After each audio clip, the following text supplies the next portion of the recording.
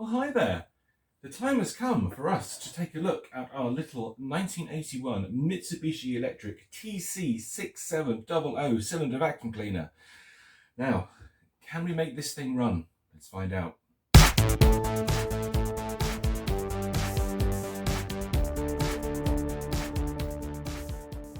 As I mentioned in the previous video that featured the TC-6700, we don't think it works because Jeff tried it when it was pulled out of his sadly passed away mother-in-law's attic.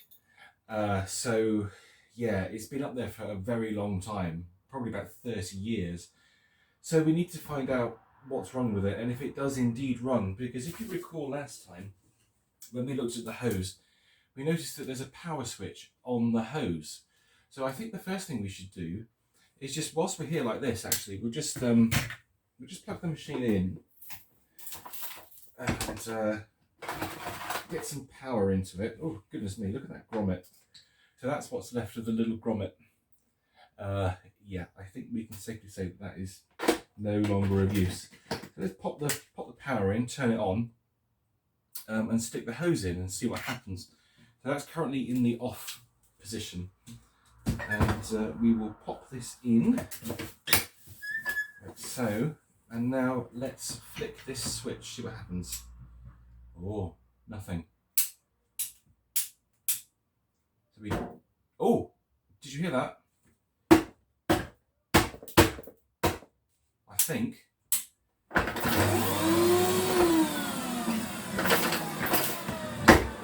Well, we had a little bit of life then. That was interesting. I wonder if it's a...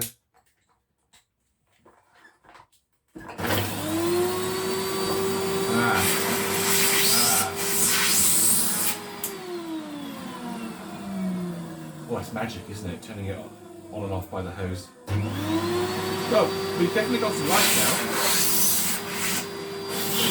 Not bad suction. So I think what that was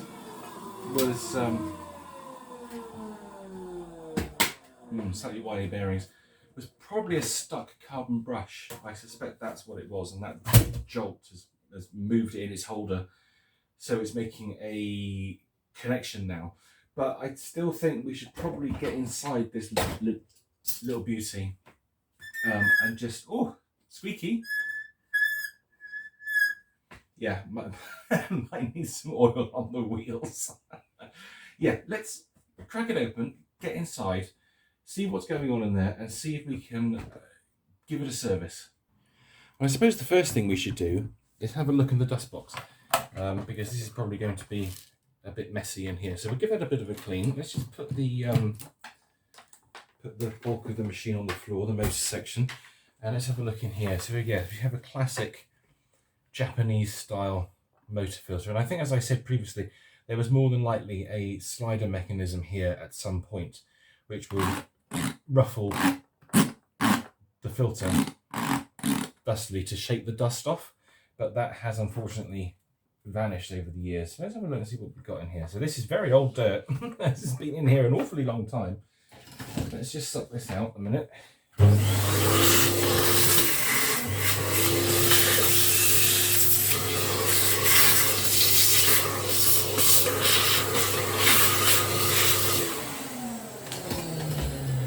Quite nicely made, actually. This is all metal here, this flat area with the little spring on it. I hope you can see that. Just let me check the camera. Yes, you can. Good. So yeah, look, it's all metal, which is quite unusual to see, and there's no rust on this spring at all. This is all really good. So yeah, that's cool.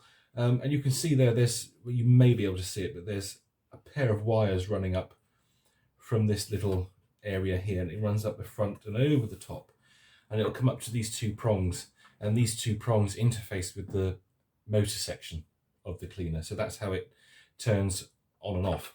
It'll be interesting to see if there's actually 240 volts running through there. I suspect there probably is, but we will check that out when we get into the main unit. So here's our little filter. So yeah, we've got, again, classic Japanese style. You've got a mesh filter here that you can lift off, and then you've got like a pleated filter at this point. So let's give these a clean.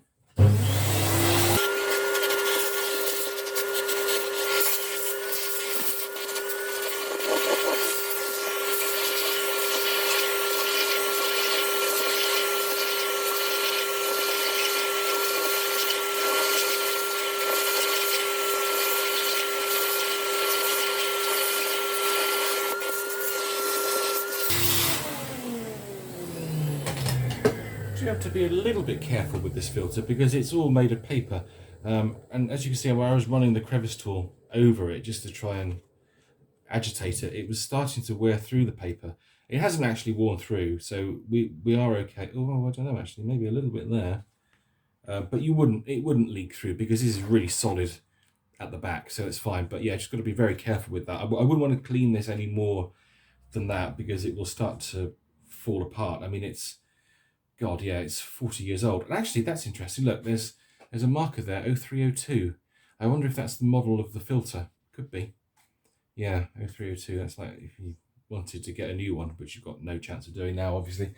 So let's pop that back on there. There we go. So that's our filter. Bit cleaner. And then we'll pop this back in the dust box for safekeeping. Now, let's have a look at the motor unit, which is down here. And I was having a little look earlier to see how this would possibly come apart. Oh, there's the remnants of that grommet again. As you can see, it's really gone. It's really nasty. And you can see where the machine's been used because the cable's been pulled out at this point and it's worn through the plastic. And I suspect that's where it's been wound back in. So we've got wearing points here. And actually that piece of rubber that I took off may have been a surround for this. It kind of makes sense actually that it would have been, but that's obviously just worn away over many years of use. So yeah, the cable is sort of cutting into the plastic. You have to be very careful of that. So yeah, just bear that in mind. Now we're going to need to move you a second so you can see this a bit better. Here is the main power unit, and you can see the motor there.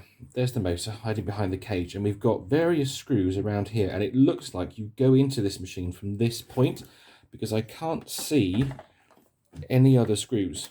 So I suspect that's how we get in. The only other screws I can see are holding the wheels on. It's obviously not going to be through the wheels that we go in. So I think what we should do is very quickly whip this off and see what we see.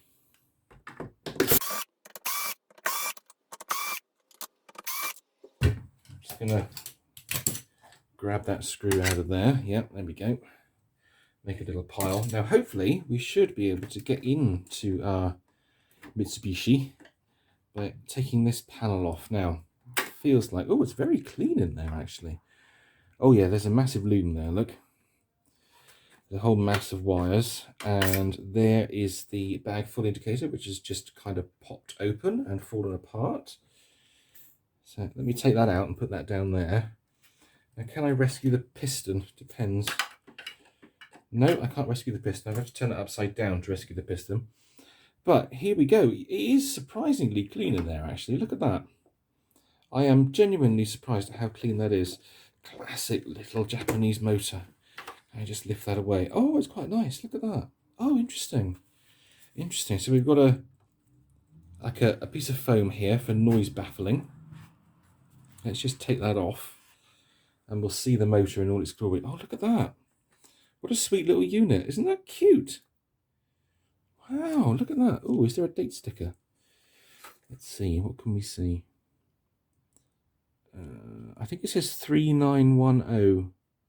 Possibly SP3910. I'm not entirely sure. It's very difficult to read. It's very old, obviously.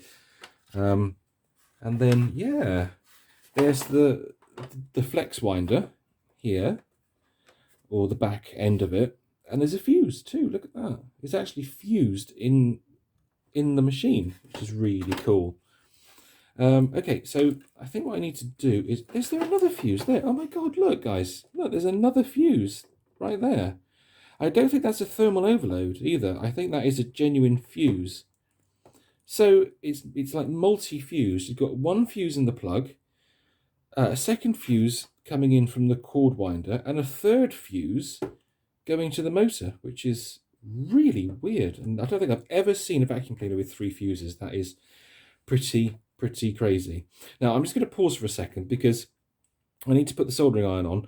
I need to desolder the motor from these wires here so we can actually remove it and get it away from the body of the machine. And I also need to rescue the little plunger that's down there. So once I've done that, I'll be right back. I'm just going to have to hold you in my hands for this bit. I think I may have found out why it didn't work straight off the bat. Now, if you look here, this is like where one of the prongs comes through from the motor end frame for the hose switch. You see this wire here is nicely screwed onto this terminal. But if we look over here at this one, now what's going on there? That wire is definitely not under that screw. And it looks like it's just kind of hanging there, actually.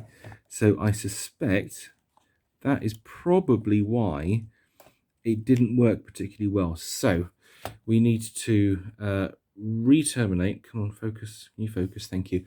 Need to re-terminate this wire onto that screw for a much better connection. So whilst the soldering iron's heating up, I'm going to do that.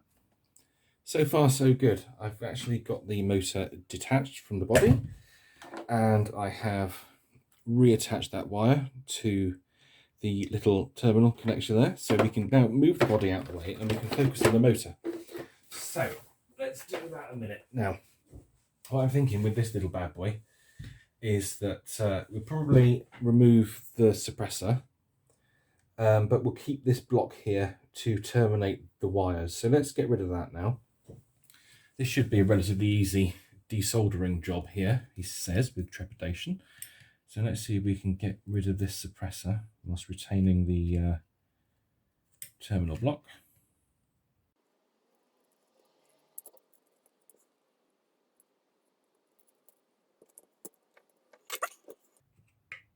Now I should be able to lift this up and take the suppressor out and then put it back out hot. There we go. Let's get rid of that. There we are. Want to go in the bin.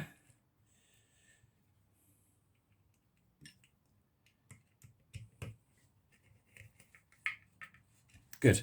So that's that done. So there's our suppressor. Now, is there a date on this?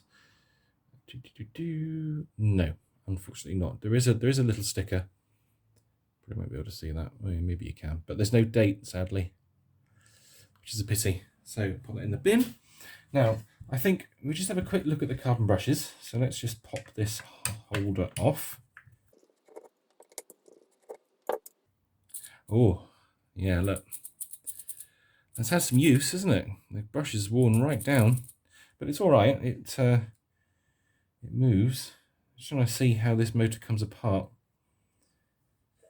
Let's pop the other brush off.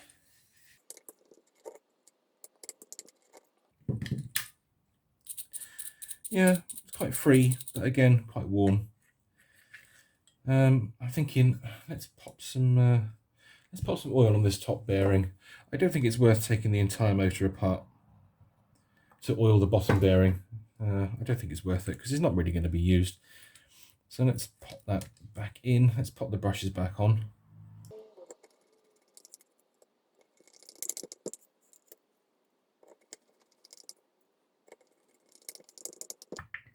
There, job's a good one. Okay, yeah, I think we'll call that a success. Yeah, very nice. It's such a tiny little motor. It's really cool. Really good quality though. That's the thing about it. It's yeah, excellent quality motor. Typical of Japan. Right. So whilst that's done, we can have a look at this. Yeah, let's give this a clean. This baffle foam.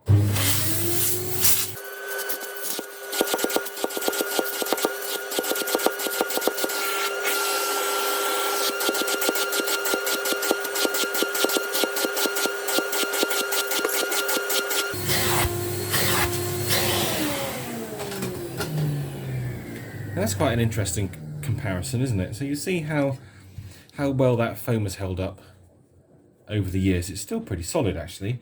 Compare that to, say, what you would find in a Hoover or an Electrolux of the same era, the foam would just be in pieces. It would be dust now. But the Japanese foam, it's good quality Japanese foam, is absolutely fine.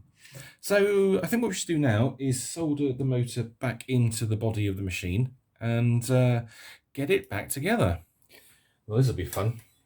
My soldering skills are not brilliant, but let's give it a go.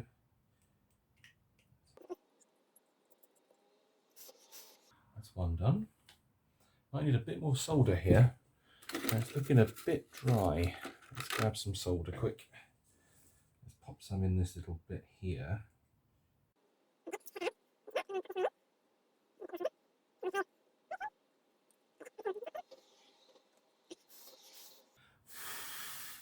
There we go. Good. Let's turn that bad boy off. Right, so that's the motor soldered back in. Now we need to get all this back together. And we need to get the bag full indicator back in as well. This is going to be tricky. Hopefully you can see that. See how it sort of sits there. So it sits like that, and then there's a little piston inside that goes up and down. Now, how on earth am I going to get that in there? I think I just need to stop the video a second and just investigate this, because I think there's part of the tube left in the body there. So just let me sort that out, and I'll be right back with you. Yeah, there was a little bit of tube left inside the body there. So that got stuck and then it had come apart. So that's how it should be. It's like this one sealed unit here. So when the air pressure builds up in the bag chamber, or the dust box rather, it builds the pressure here and it pulls this piston down, and then that comes across to view in the viewing window up there. Simple and effective way of doing it. So now we need to get this back in without it all flying apart. So fingers crossed I can do this. Let's get that on first. I think we will put the motor in. Now, which orientation was it? I think it was like that. I'm going to line it up so it goes in the holes.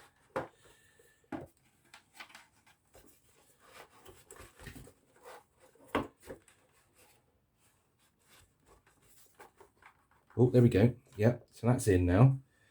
That's that bit done. And now, how do I get this in?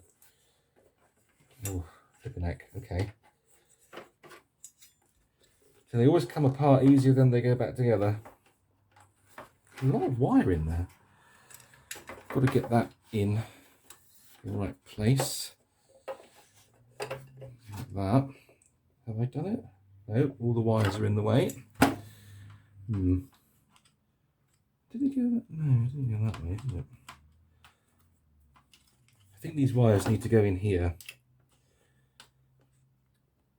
out of the way, so they run down the side. Let's push them in.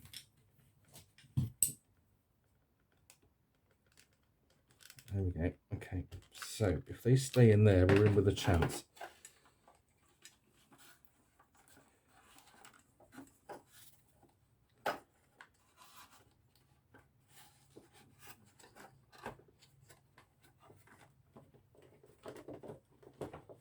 Oh, come on.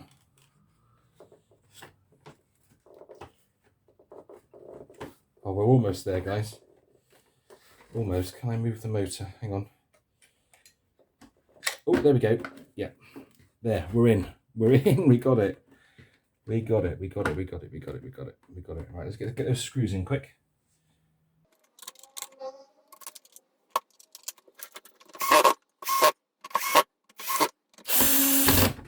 Great. There we are. Let's just check that the rewind still rewinds. Oh, yeah. Yeah, that's good. Okay, right. Well, let's get the dust box on and the hose on, and then we'll see if it works. Here goes then. Let's see if we can get this machine running again. So let's get the dust box on. Hopefully it should be a bit more reliable now than it previously was. Pop that in. Turn the power on. No explosions, so that's good. Let's grab the hose. Oh, I am going to put some oil on those wheels. Pop in the hose. Now, cross your fingers, see if it runs. Hey, brilliant. Oh, much more suction.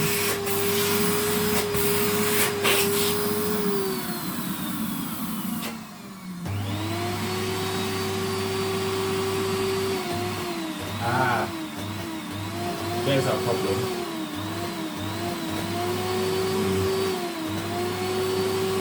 It's actually the connection here.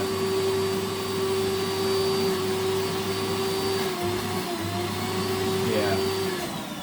So that's where we've got an issue. We've got an issue with these little prongs here that aren't making particularly great contact to operate the switch. So I'm going to do that off camera. I'm just going to go. I'm going to go in the front now and just tighten up those contacts. So once I've done that, I'll be back. The contacts actually in the front of the cleaner are actually okay. They are quite strong still. So what I've done is I've just pulled these prongs forward on the hose and I've cleaned them up with a file. So we may get a better result now. Let's see, is it still plugged in? Turned on, yes it is. So, yeah, I think that's better. I think the contacts were very dirty. So I suspect that's what the problem was.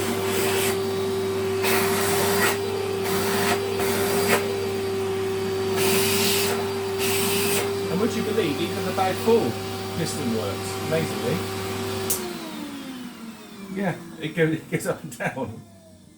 Shocking.